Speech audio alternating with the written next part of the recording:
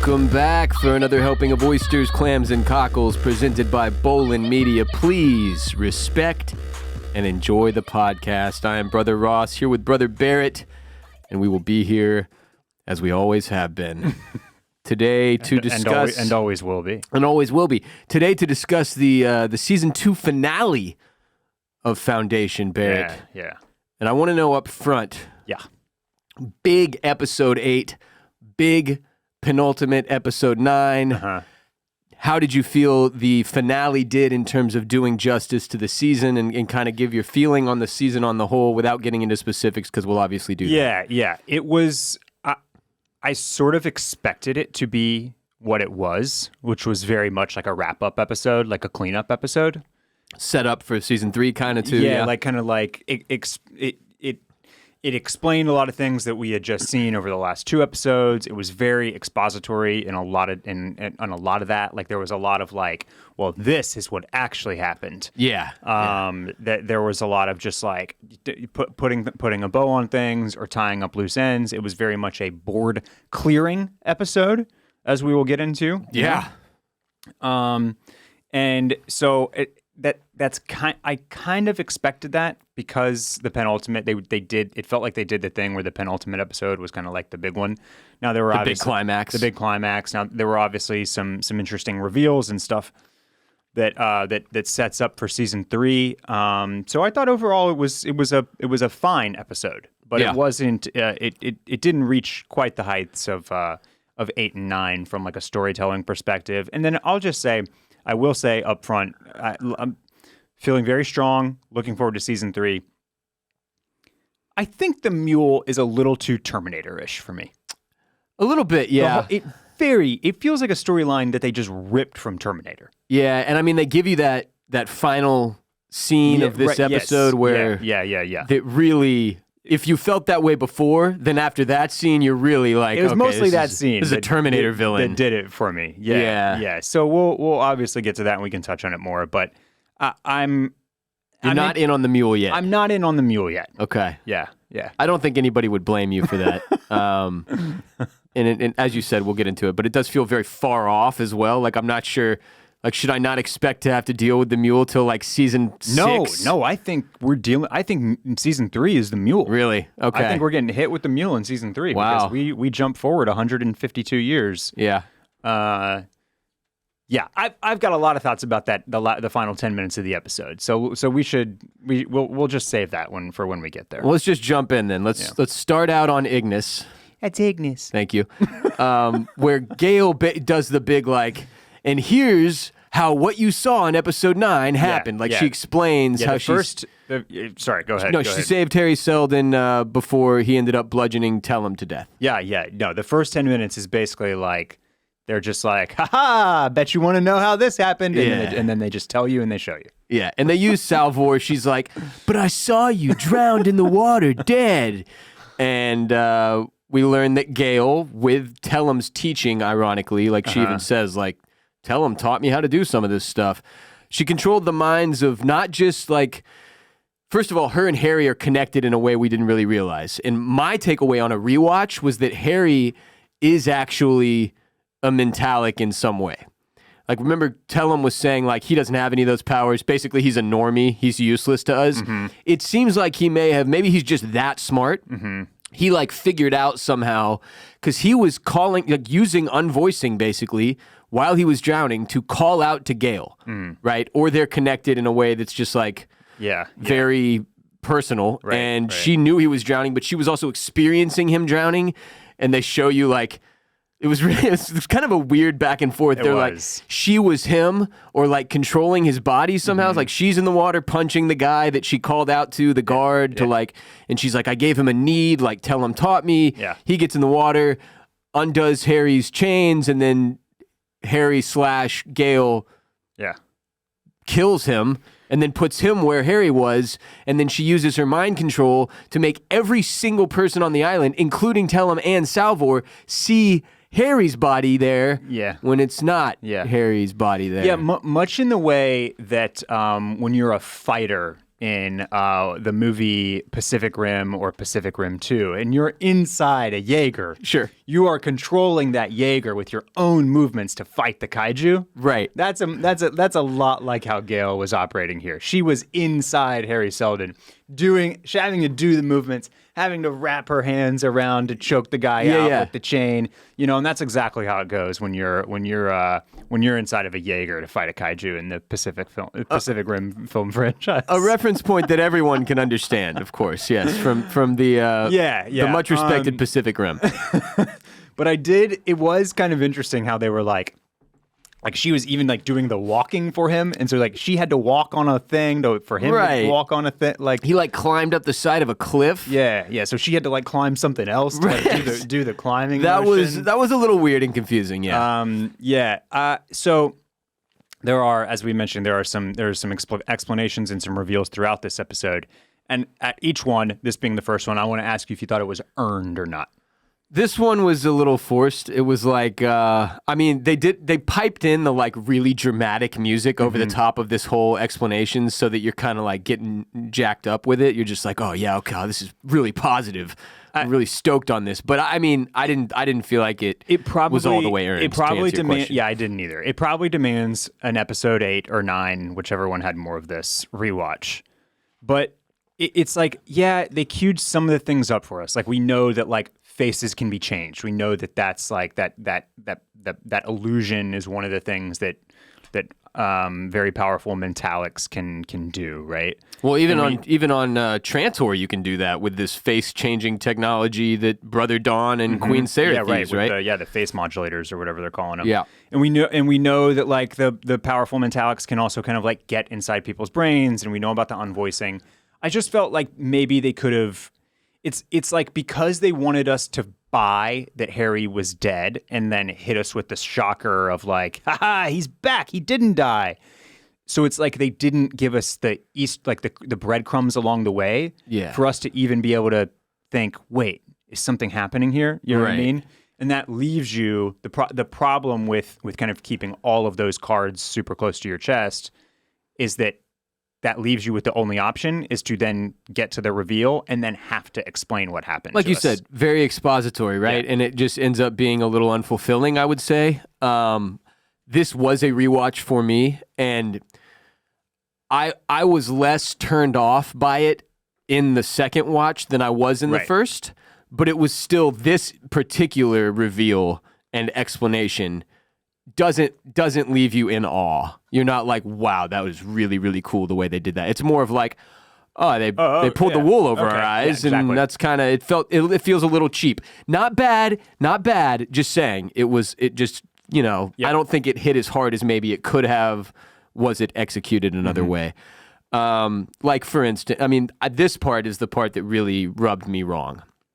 When they're in the little temple or whatever, like all talking about what's going to happen next. Yeah. And then all of a sudden this kid, Josiah, he's like, I got to tell you something. And he like walks over and picks up a gat and tries to shoot Gale because it turns out, I guess when Harry bludgeoned Soldier Boy Tellum to death, he should have hit her one more time because she had like enough strength left to mind jump into this little boy. Yeah, I think while it was while she was dying, while it was happening, she mind jumped. And then this results in Salvor James Harden having to save her mom's life by throwing herself in front of the bullet. I would add also murdering that small boy with a knife, which felt unnecessary, but that was a choice. That was a weird choice. I agree with this as well. That was my exact thought. I was like, we got to murder this kid to get rid of Tellum now. Good, solid. Now he's dead, but he wasn't scared, Barry. He wasn't scared. They tried to make you feel better about it. Which I guess was supposed to make me feel better. Like, oh, good, it's fine then. I can feel her fear, but not me. I'm not scared. And the most important part of it, this takes out Salvor. She's dead. She's gone, right?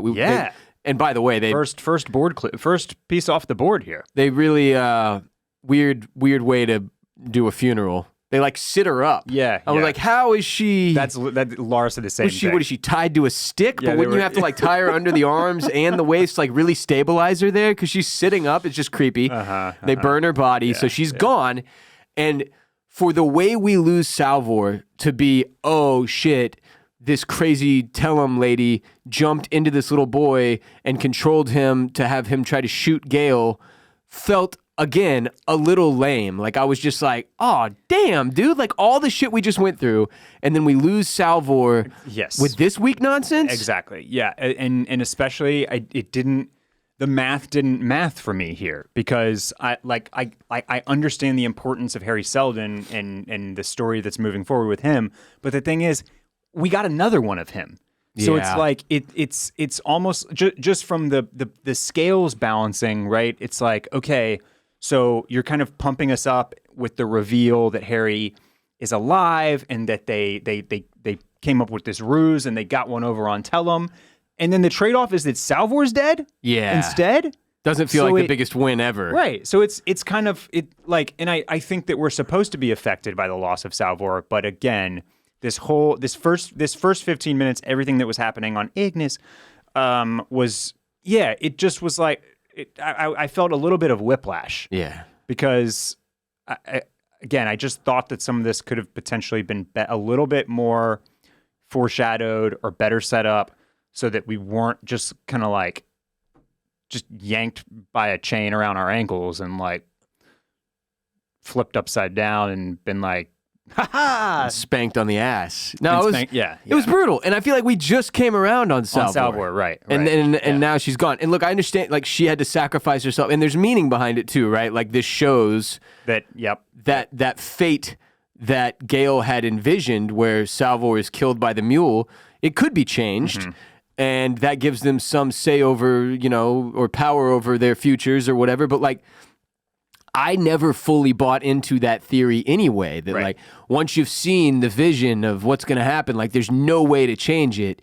It just seemed ridiculous to me, because there's circumstances like this where she's going to save her mom. She's dead now. So, well, and even when she's kind of discussing the hurt, the pain, that feeling of like that you don't want to go on, or that this death can't be in vain and needs to mean something. Right. Harry even has that line where, like, and they're specifically talking about how to get back on their plan, and he has that line that's like, there's a million different ways, or there's infinite ways to arrive to the same endpoint. At an inevitable endpoint. At an inevitability, exactly. Yeah. And so it's like the mule is still for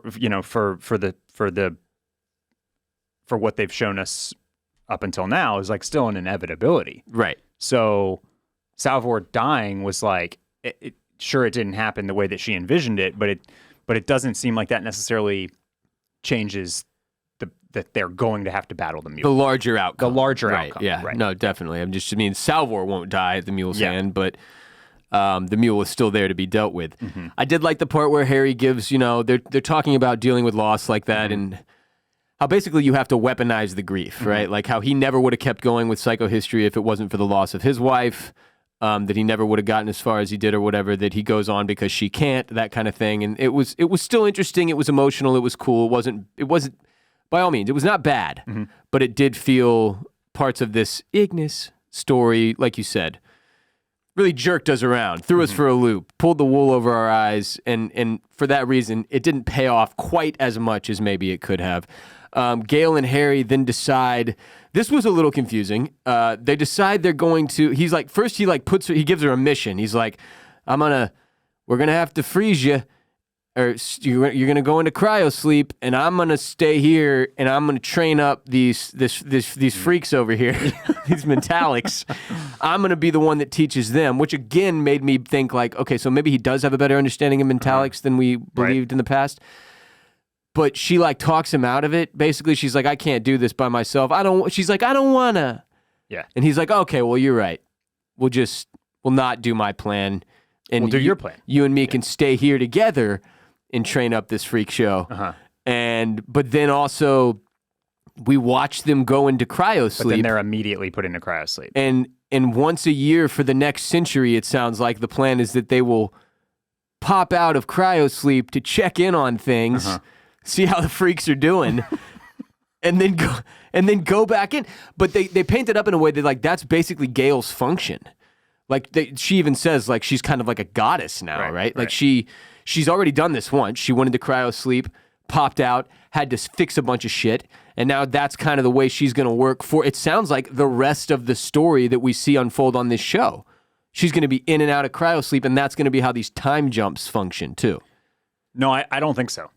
Okay. Yeah. So this was another piece of the episode that I thought was a little clumsily handled, because I watched that scene and then I put on subtitles and I watched it again, and you have it exactly right. Harry's like, we're going to put you in cryosleep, and then you'll be the sleeper, and you'll pop out once a year to check in on things. But like, they'll think of you as a goddess, but you have to remember that you're just playing a part. Otherwise, you're lost. Right. And she's like, no, like then you're going to die, and I'm going to be left all by myself to do this, and I can't do that. So we're not doing that. How about we both stay and we'll train them up for a year? Okay. And then essentially it's insinuated that they'll both do the sleeper thing. So we just missed the training for a year. They just show us the cryosleep. But then they don't even give us like a little 1 year later thing. We're just boom straight into the cryosleep. That was the confusing part for me then. And I think we were supposed to get that they'd been trained, because like while Salvor was being burned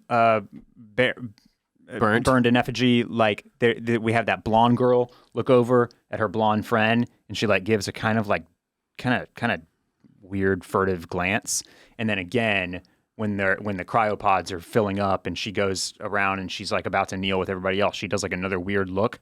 And I don't know if that's supposed to be like because she's going to be a bad guy, or if she's kind of like the de facto leader on the freak show of the of the Mentalics while they're in cryosleep, or what's happening there. But that was all just like, that all just snowballed really fast, and it was like, okay, well, what happened to that year that you were going to train them, and now you're both going into the cryosleep? But I think that we are jumping 150 years for season 3, because before we get to the mule, it says 152 years later. Yeah, and then they add that mule stinger Scene. on the end. See, I didn't read the mule thing being in 152 years as that's where we're jumping to next season. I took it as like this is a thing that happens in 152 years, like just like an ominous "this is down the road" deal. But I guess it could go either way. Like that could be where we pick up next season. That's my guess, if I had to guess, because it's pretty much exactly what season 1 did. Yeah, is it ends with a big cryosleep and we jump over 100 years. And like, because I don't think that would be pretty boring to just watch Gale pop in and out and be like, how are things going? Well, okay, 2 things. First of all, yes, I think we needed like a 1980s style montage on Ignis to give us a feel for like, what did they train, or did they just like change the plan? What the hell? Also, the blonde chick. Yeah, just hit us with some 80s tunes and give us a montage training scene like in Rocky, and we would have been fine. But then also the blonde chick that you keep referencing. When the Mentalics, when the freaks all come wandering out of the forest to the ship, and Harry's like, forgive us if we don't trust you. We're not just going to open up the doors. You guys are a freak show. And they're like, no, it's cool. Open them up. They look back, though, to her. Yeah. Okay. When he's like, we're not going to open up, she's like 4 rows deep into the Mentalics, and they all turn around like it's obvious you're the one who's going to have to explain to them. And so she walks up and she's like, no, you don't understand. You freed us. Yeah, that's right. We were under her mind control this whole time. Our own thoughts have not been our own this whole time since we arrived on Ignis, and now we're all good. And I was like, even from that moment, I was like, why her? Nobody else had the ability to communicate that. They were like, she really has it down. We heard her say it earlier. She's a great public speaker. Yeah. And everybody knows that about her. Or it's supposed to be implied that she's an obvious leader of these people. Yeah. I think that's probably it. And so that's why, anyway, she does do a lot of those weird glances over the course of the rest of the episode where you're just like, what's with her? Yep. Okay, well, anyway, the second foundation has officially been established here. It has. We do leave with at least one foundation here. Yeah, which is huge. It's huge for us. Today's episode is brought to you by HelloFresh. With HelloFresh, you get farm-fresh, pre-portioned ingredients and seasonal recipes delivered right to your doorstep. Skip trips to the grocery store and count on HelloFresh to make home cooking easy, fun, and affordable. That's why it's America's #1 meal kit. Say hello to a stress-less holiday season with the help of HelloFresh. Skip the grocery store and save time with easy, tasty recipes delivered to your door. 'Tis the season for giving and gathering, and with HelloFresh, it can also be the season of saving. Actually, save money this month with fresh recipes delivered cheaper than takeout, and with pre-portioned ingredients, you'll never waste money on excess food. Did you know that HelloFresh does more than just dinners? From easy breakfast to start your morning off right to 10-minute lunches or satisfying snacks both adults and kids will love, HelloFresh has tasty choices for every mealtime occasion. And the best part, no grocery trip required. You all know I struggle in the kitchen, and that's why I love HelloFresh and how they make cooking easy and fast, even for an inexperienced chef like myself. Go to HelloFresh.com/OCC-free and use code OCC-FREE for free breakfast for life. That's one breakfast item per box while your subscription is active. That's free breakfast for life. Yeah, HelloFresh.com/OCC-FREE with code OCC-FREE. HelloFresh, America's #1 meal kit. So elsewhere, Brother Day has like a power trip or is consumed by bloodlust and is like, now we're not stopping with Terminus.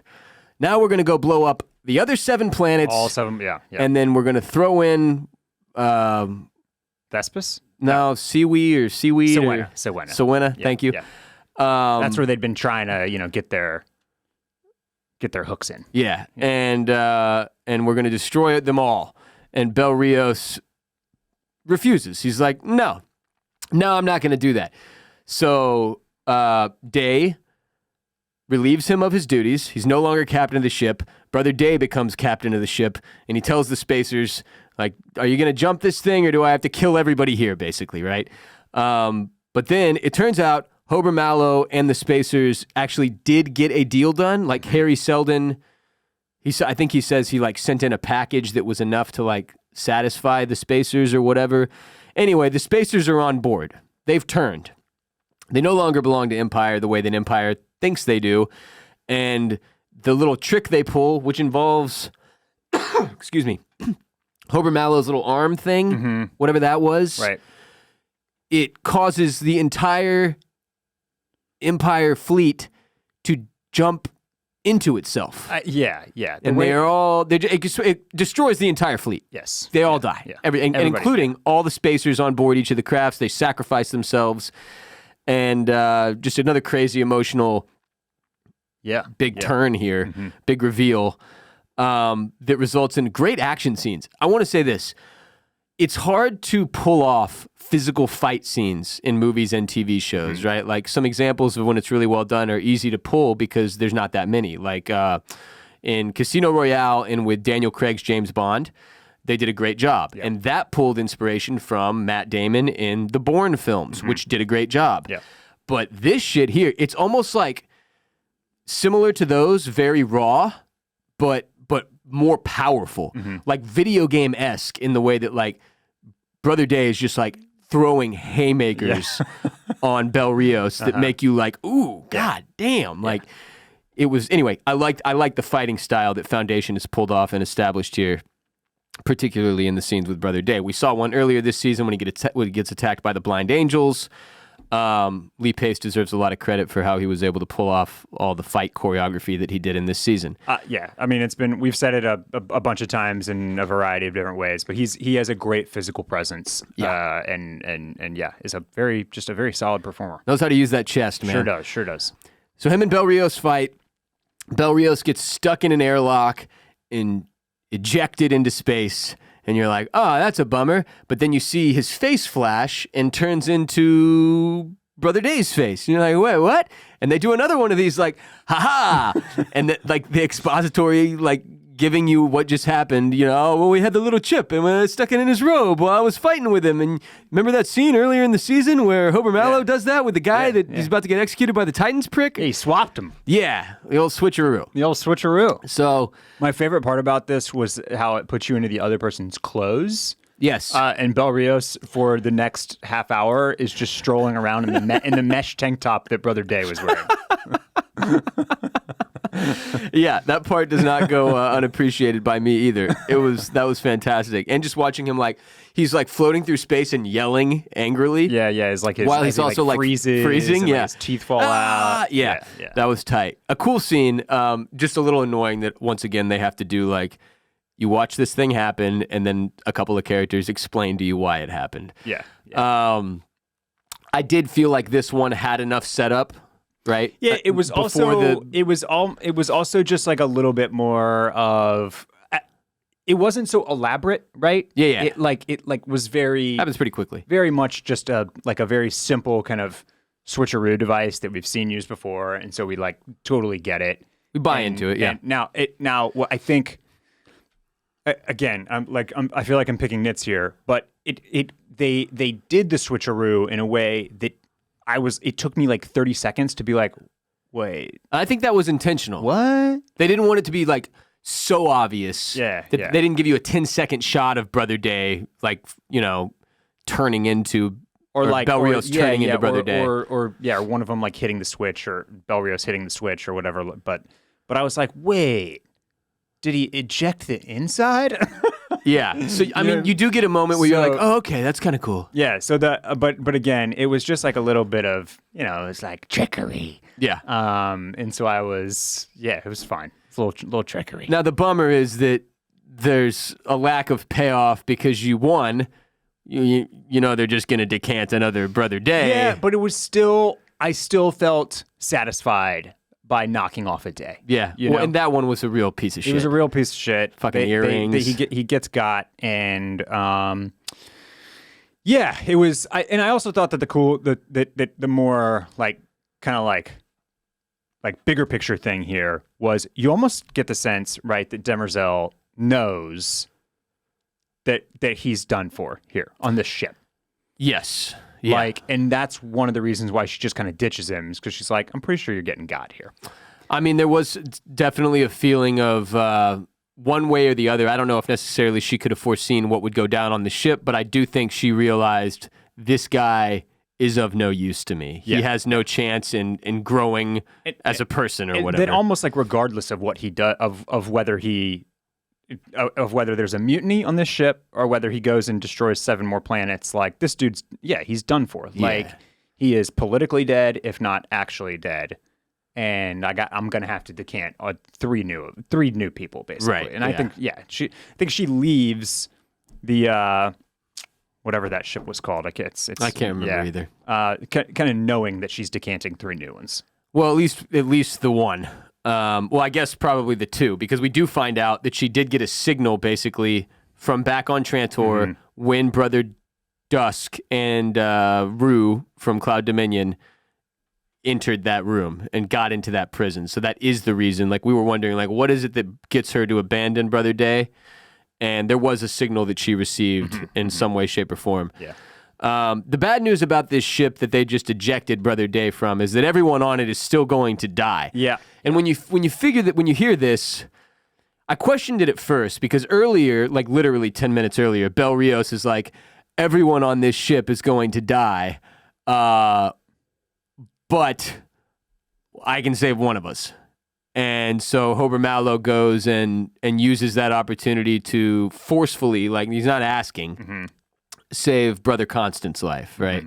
So I just I felt like there was like, I was waiting for another loophole. Like, we're not going to kill Bel Rios and Hober Mallow. Hober Mallow? These are great heroes that we just built up, right? I was looking forward to like Bel Rios being the general on the rebel side of things, and like Hober Mallow being like the wild card renegade that everybody can rally behind. You know what I mean? Well, now they're both toast. And they drink that wine that Hober Mallow has been saving that wasn't stored properly, so it tastes like Becky's arsehole, that's a bummer, you know. Yeah. But it was a cool scene with those 2 guys, and they did a really good job of giving you a few more moments to enjoy these 2 characters that you've seen developed over the course of season 2. Yep. I will say one of the things about this show that is, I get a kind of a fear of mine, is that we'll never really get the opportunity to see anybody flourish aside from Gale and Harry Seldon, because everybody else is going to be a sacrifice. Yeah, it's Gale, Harry Seldon, Day, and Demerzel now is that's. I think we can go into season 3 being pretty confident that those are the stalwarts of the series, and again the fact that we do lose Bel Rios and Hober Marshmallow R.I.P. also is what is giving me that thought that, like, okay, once again we're kind of, because they're so, just like we're clearing the board of these characters that are heroes and that we've developed. That also makes me think, like, okay, that, again, this is why it's okay that they're doing the 150-year jump, or you can flip that. We can lose these heroes because we're jumping 150 years. So They'd be dead anyway. So they'd be dead anyway. And and we've got these. For the 4 characters that I've just named, we've got all these. The conditions are set for them to be constants. Right. They can either cryosleep forever, essentially, and exist in all of these different moments in time, or they're robots or they're clones. Well, there's one other character that you're forgetting, and her very name is indicative of her potential constant presence on the show moving forward. Point. Yeah. Brother Constant. Who Who gets shot out in that, whatever that is, trash chute or whatever. And then she gets rescued by the Vault, which is also a spaceship, it turns out. Yes. And not only is it a spaceship, it turns out every single person that was on Terminus that we thought was dead, including Pauly Verisov, which I completely forgot about, by the way, is on this thing. And it's a very, heaven. This is heaven. It's like an afterlife type of vibe in there where, I guess who comes out first? She gets sucked in. Selden comes out first. Harry comes out and she falls to her knees. And then Polly. Then he shows her Polly. Yeah. And then Polly first, maybe. Polly first. Yeah, and then Harry, and then everybody. And her then two her dads. Yeah. Glaywin comes out, Glaywin. that was kind of a bummer. My guy Glaywin. But just because Pel Rios died. And he died thinking Glaywin was dead. Mm-hmm. He's actually not dead. And so everybody walks out from Terminus that, we obviously were upset, thinking damn, that whole planet died. That's a huge bummer. But then the camera pans upward in the vault, and it turns out the vault is like a 100-story tall hotel, and every balcony that we look up and see is also occupied by people who are looking down on us. Yeah. And I'm still, as we sit here, not really clear on who the fuck all of those people are. Okay, it's a good question. One that, and I think this was supposed to be vague, but remember when we were kind of shooting earlier in season 2, we were seeing that the development of Terminus over the last 100 some odd years. Yeah. So in the town and at the base and all that type of stuff, we were obviously seeing people that we kind of became familiar with. But I think that there were a shitload of people on Terminus, well beyond that kind of core group. Okay, yeah. So one option is that it's just all the other citizens. It's just all the other citizens of Terminus, and that main group that we kind of saw was kind of the main group that was the people that we had kind of known and whose faces were familiar. But I also don't hate the idea that something else kind of weird is something else kind of supernatural is going on here, and this is a bunch of other people that the Vault has somehow saved. My wife was her theory is that was all of the people on the giant ship that they crashed into Terminus. But the thing for me it gets a little tricky because it's I can buy the Vault was right there. Right. I get how Polly was able to be saved by the Vault. Yeah. I get how all the other people who were in the encampment right there were able to be saved. Yeah. I don't get, physically, you have to enter this thing. I don't get how it would have been able to, the Vault, was shot up to the ship real quick and, picked up all the people off of it before it crashed into the planet type of thing. You know what I'm saying? So, I don't, my guess is that it's just the planet of Terminus that was saved. I think it's just the planet of Terminus that is saved, or some other, even kind of more far out idea. Sure, because it gets a little crazy because it's we're watching all the Terminus people walk into this room with the light behind them, right? Again, very heaven-esque, and they all seem Glaywin is whoa. This is wild. It's not like they've been there and Harry's already explained to them what they're doing and where they are and what's happened. Yeah. So how did all those other fuckers get all the way up top and around the balcony? Because they seemed very sure of themselves.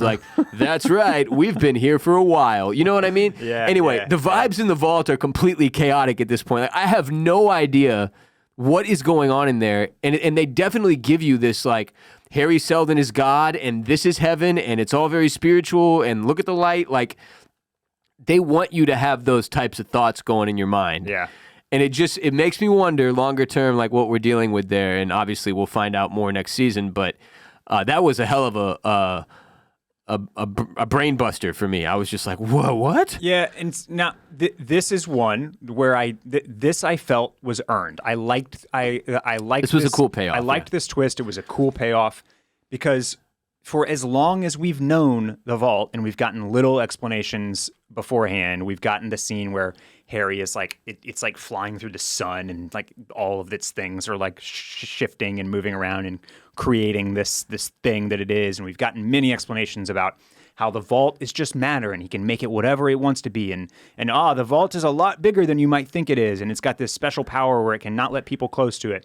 But then it splits open and then it pops Harry up in different places. It's also a weapon somehow. It's a weapon. He can light people on fire from there. Like basically, like it's also an Etch-a-Sketch.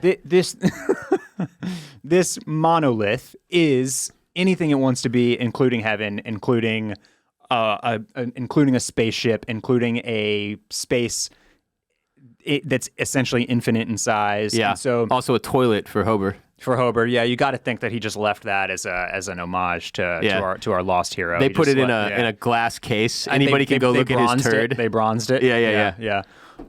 So even though it obviously defies everything that we know about physics and time and space, I can, because of everything I know, because I know that this Harry especially is already kind of like this godlike figure. I'm okay with buying the fact that when the Invictus crashes in, like the vault uses its special powers, sucks everybody up, and just flies off into space. And now Brother Constant gets to join the party. Yeah, and obviously big TBD on what this thing does next. But you got to think it's going to plop down somewhere. I would think so.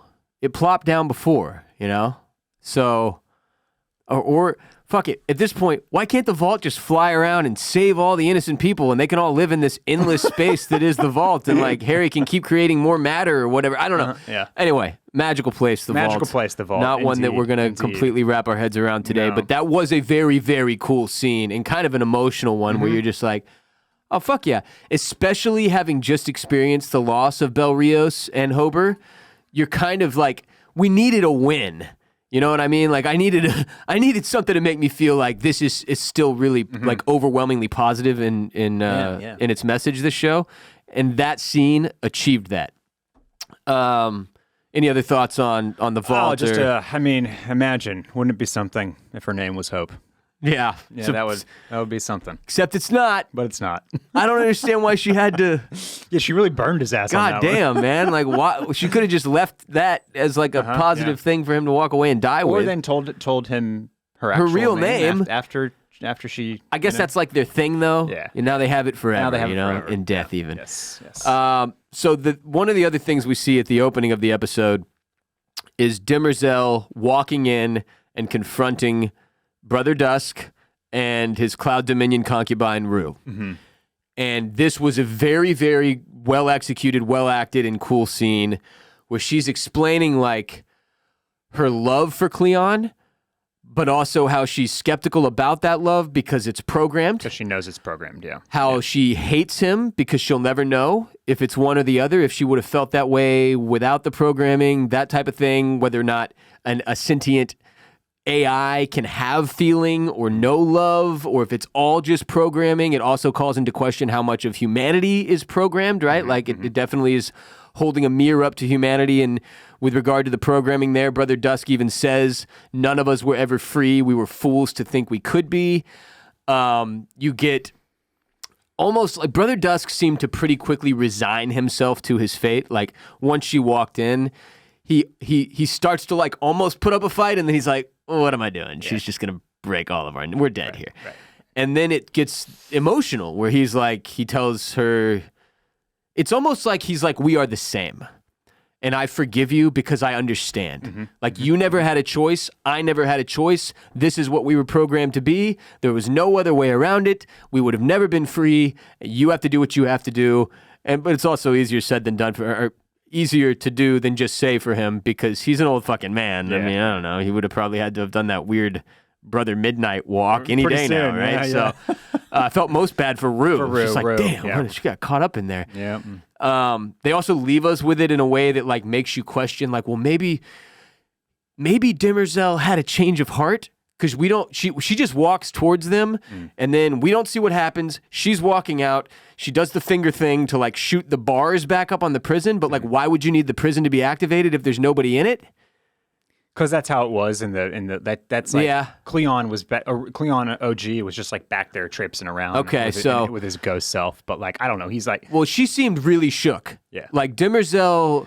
All the questions we have about her and her ability to feel or otherwise as a robot is getting heavy. No, and again, this is something that we saw a little bit of, right? Like when Day makes her go kill the like the kind of the politician on when he does after he does the spiral walk. Oh yeah. She obviously doesn't want to do that. Right. But she has to. But she has to do that. She can't not obey the order. Not do that. Right. So it's that she's put in that position where she knows what she's going to do. She knows that she has to protect the dynasty. She knows she has to do what's right.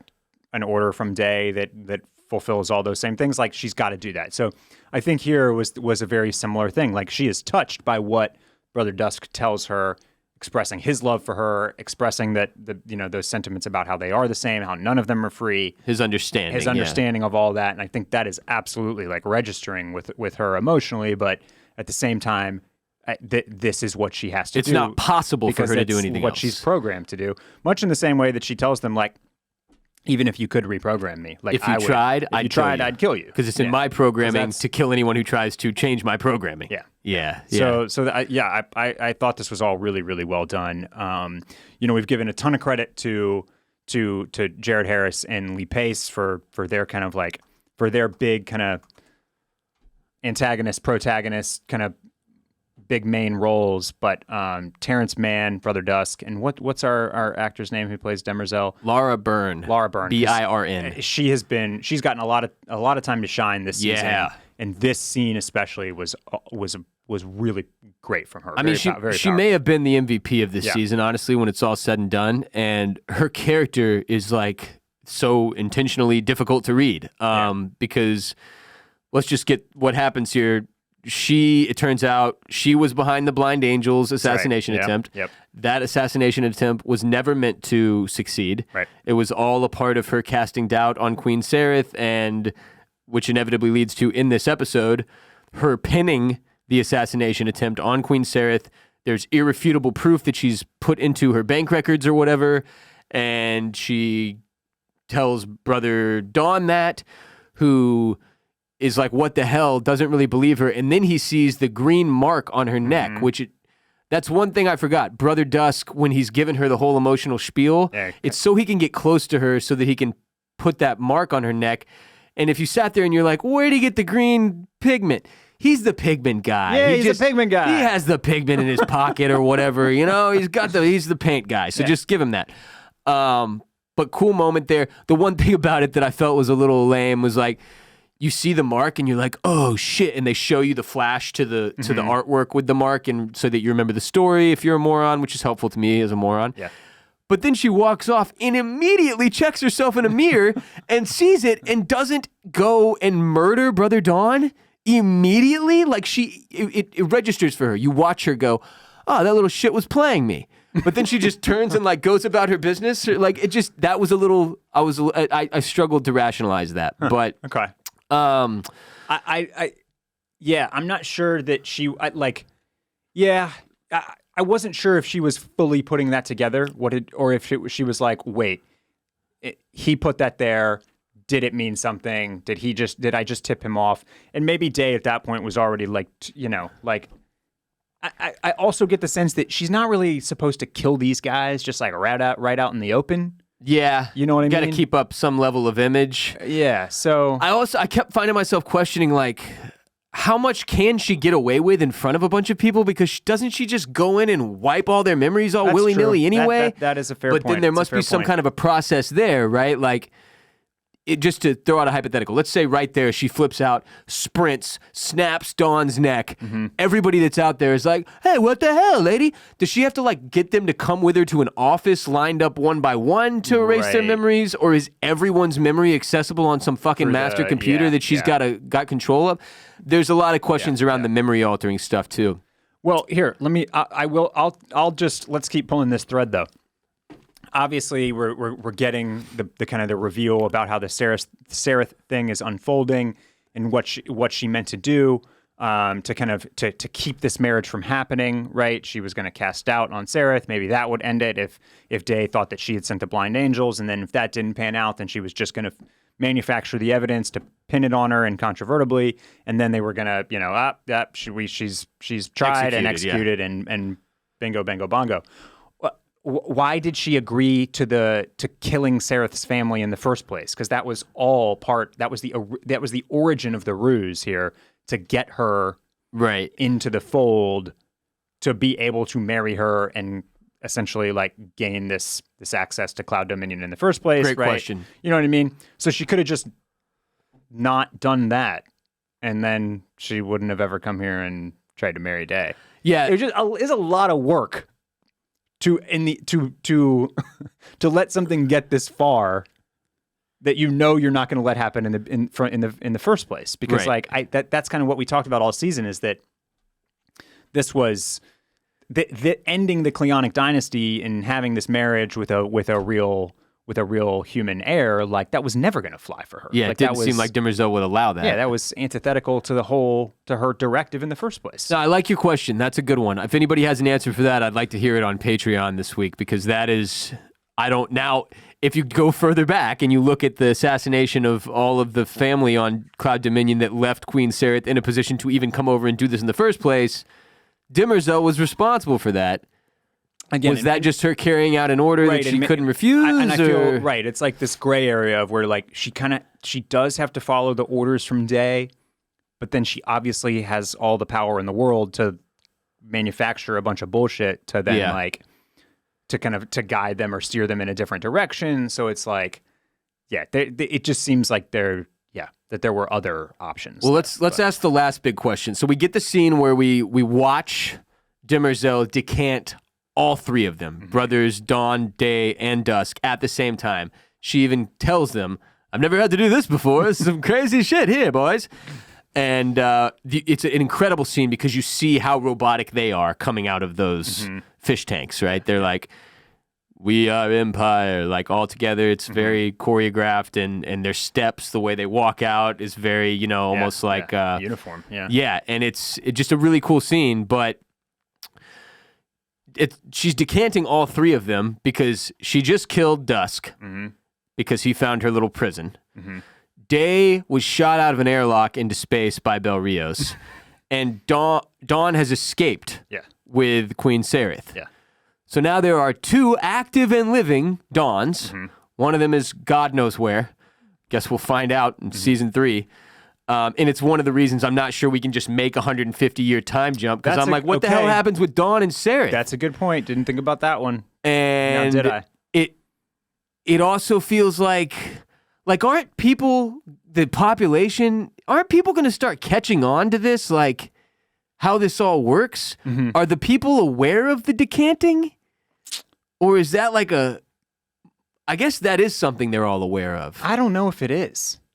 There was a lot to ponder here in the end, because Yes, I have a lot to ponder. Exactly, because we got two of one of them out there. Yeah. My read at one point in the episode, I was like, oh shit, that was the last Brother Day. They're never going to be able to have another Day decanted because everybody just saw this one get shot out of the airlock. This is before I realized, like, well, everyone on the ship is going to die anyway.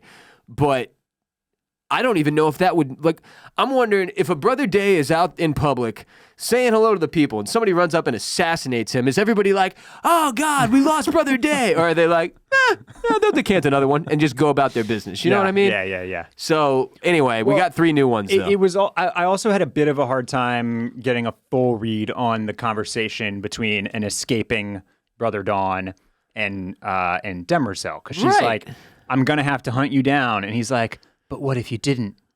I love you. Yeah. You were my mom, and we have a baby, and all this baby needs is to be loved. Doesn't need a rule. And so, like, does he convince her? Does he talk her into, like, just letting them flee? Because, is she capable of being convinced? That's the thing I end up walking away from season 2 with. Like, does it matter at all what anyone says to this thing? Yeah. because she has the programming that guides her every move. Right. Or is Brother Don completely wasting his breath and emotion on her? Yeah. Yeah. And I feel I tend to lean toward the latter. Yeah. That That's what it seems like. that she is a villain, whether she wants to be or not, right? Like she's kind of our big bad, and it doesn't matter how much she doesn't want to be. Yeah. Because she also has the Prime Radiant. She does. Now she has the Prime Radiant, but she can't really understand it, so not sure how much it's doing for her. Well, not all of it yet, right? She can't understand all of it, but it does give you this. I ended up with this glimmer of hope, like, ooh, Demerzel's gonna be like, she's gonna like turn and be like one of the good guys, because she looks at it and she's like, they're like, do you understand this? And she's like, not all of it yet, but I do see many wonderful things on the horizon. And I'm like, well, is she looking at all of the crises and saying like, oh, these are gonna be tight. A lot of people we're gonna kill. I'm a fucking robot. I love killing people.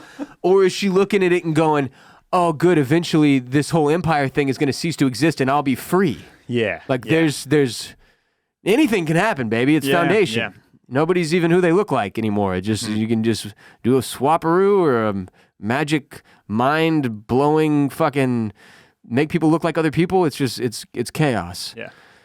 Anyway, it was a solid season. Before I get your thoughts on the season on the whole, today's episode is also brought to you by Athletic Greens. As we go hurtling toward 2024, like many of you, I'm trying to make sure I am feeling my best and living my best life. That's where Athletic Greens comes in. Why take a bunch of different things when you can just mix one scoop of Athletic Greens powder in water once a day? Their flagship product, AG1, was designed with ease in mind so you can live healthier and better without having to do too much. It's the healthiest thing you can do in under a minute. AG1 has been a part of millions of mornings since 2010.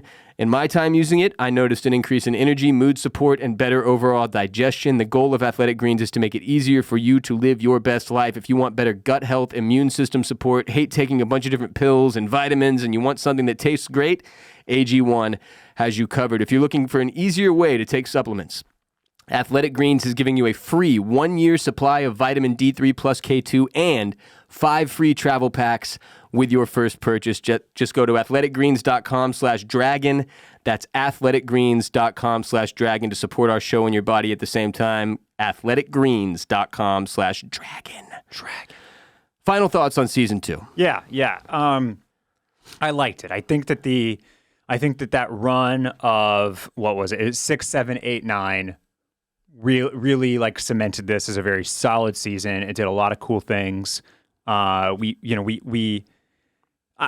the things that I'd always read, or that I read about Foundation when we started watching this show, is about how the book is like really more of like a series of vignettes, and so they've obviously had to create a lot of the story, which is something that we've talked about a little bit. That like this whole Cleonic dynasty doesn't even really exist in the book, right? Right. But I can kind of see what the show is doing with these little pop-ins almost.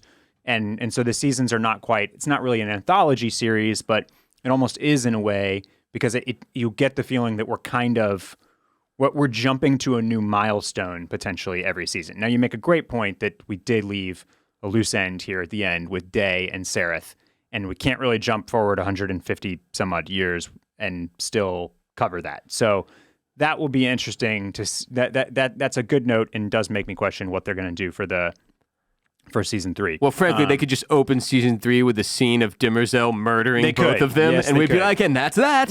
You know what I mean? Like, there's a lot of ways for them to wrap shit up in this show. Yeah, there is. But yeah, I thought a really, really good stuff with Demerzel, who we just mentioned as the possible MVP of this season. It was great getting her story. I find that whole thing very fascinating, and kind of can't wait to see where that goes. Right now, that's certainly what I'm finding more interesting than the Ignis storyline. Ignis. That's Ignis. Storyline with and getting ready for combat with the mule. Yeah.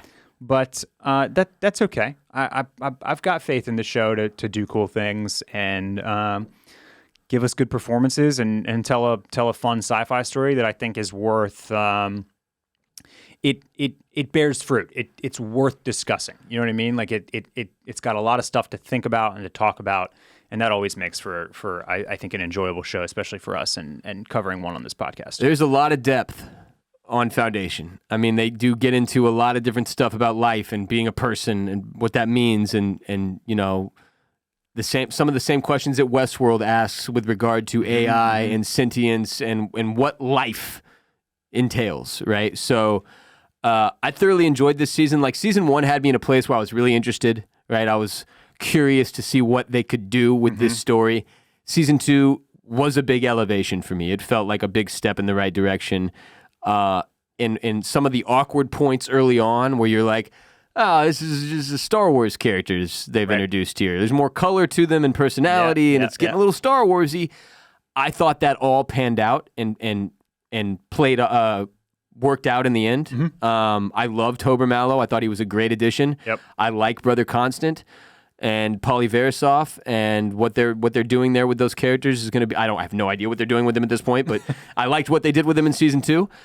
And Lee Pace as Brother Day continues to be like one of the high points. Demerzel elevated herself to one of the high points in this. I'm with you. At this point, I'm wondering, will Foundation ever be able to achieve me caring about Harry Seldon and the Foundation side of it as much as I care about the Empire side of it? Because the Empire side of it and Demerzel and all of the potential there is far and away the 1A story for me. A1, right? And then like Foundation sometimes gets up close. I didn't care for Ignis all that much. Soldier Boy Tellum wasn't my fave. But all in all, loved the season, thought it was awesome. The last 3 episodes really solidified it as like one of my favorite things I watched this year. And it's something to look forward to with season 3. I think one of the, and just almost something that we didn't even really cover with this finale that probably, bears throwing into the bucket of things to ponder. But there's supposed to be, we talked about it all season, the characters on the show did, like this was all heading towards a war between Empire and Foundation / Terminus / whoever else. Right. So that's another thing that we have to weigh with kind of thinking about what this show is going to do next. Like, when does that battle start happening? And how does that, like, again, like that's another reason why the mule seems less important to me, is because like, well, that's just like this outside villain guy that you're throwing at me. Right. Where like really what I care much more about is the battle between Empire versus Foundation. Like that's kind of seems like the big storyline. This mule thing is just like something you got to deal with. Yeah, a lot of what I read painted it up as Harry won the second crisis without even firing a shot by convincing the Spacers to join them. Okay. But that still doesn't change what you're saying, because Harry's entire premise was Empire will crumble, that will lead to a dark age, and we are trying to shorten that dark age. Right. So is there still going to be a war between Empire and Foundation, or does Empire crumble on its own accord, or what the hell? Like, we didn't make a ton of progress in that realm. Right. And it will be interesting to see what happens moving forward there, because I'm with you. I mean, it's part of the reason I can't get on board with the mule. And I mean, maybe the mule and his little monologue there at the end, where he's gonna like, even if I have to burn everything to do it. Yeah. Like, is he gonna send us into the Dark Ages? Is he that fulcrum that the seesaw tips and like? I mean, he burns it all down, and that's what sends him to the Dark Ages. Well, it's occurring to me as you're talking that part of the problem with the mule is that no piece of me believes that the mule wins. Right. Like, I don't think this show is going to end and they're like, we didn't avoid it. The Dark Ages are going to be long and hard. You know what I mean? Like, there's... Yeah. So I'm like, fuck the mule. Back to Empire. Let's see what they're up to. Yeah. These freaks. Yeah, so I don't know, man. But season 2 gave us a lot to chew on. And now at least we've got both foundations, right? One of them just happens to be in a heavenly vault, and the other one is made up of a bunch of metallics on Ignis and being led by 2 people who are mostly sleeping. Right. So there you go. I wanted to say before we get out of here today, I finished a rewatch of True Detective Season 3. Obviously, we will be covering True Detective Season 4 starting in January. Season 3 of True Detective is substantially better than Season 2. It does definitely return to the Season 1 formula and with, the interviews and the flashbacks and all that.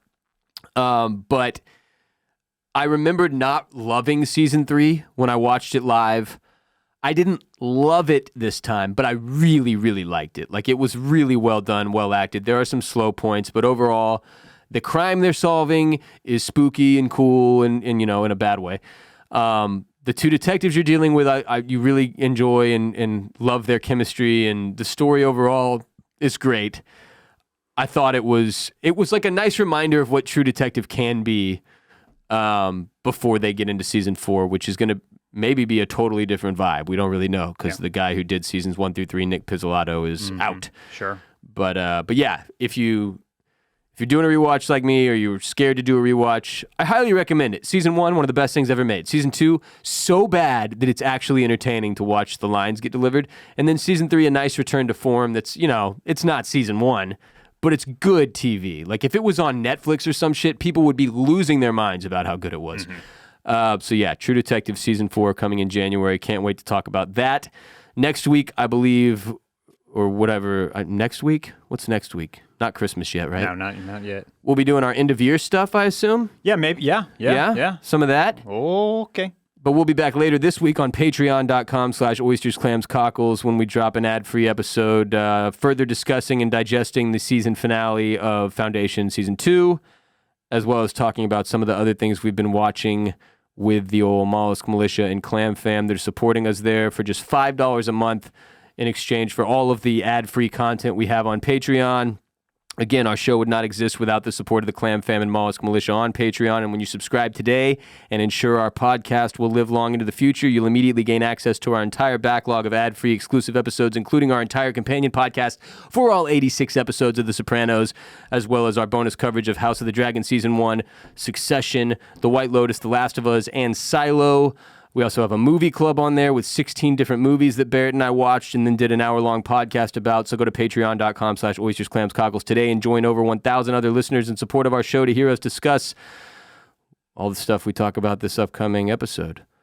And we'd appreciate it if you'd also support our sponsors from today's show. Links and codes for today's sponsors in the description of this episode. For more from me, Ross Bolin, check out the Ross Bolin podcast wherever podcasts are played. Follow me on Twitter and Instagram at WRBolin. Barrett, where can people follow you? Follow me on Instagram at Barrett Dudley to get all my life updates. Go to bolinmedia.com/shop to grab yourself some merch. Thanks for being here today. Thanks for listening. Thanks for watching. Thanks for taking on Foundation Season 2 with us. Until next time, please respect and enjoy the podcast.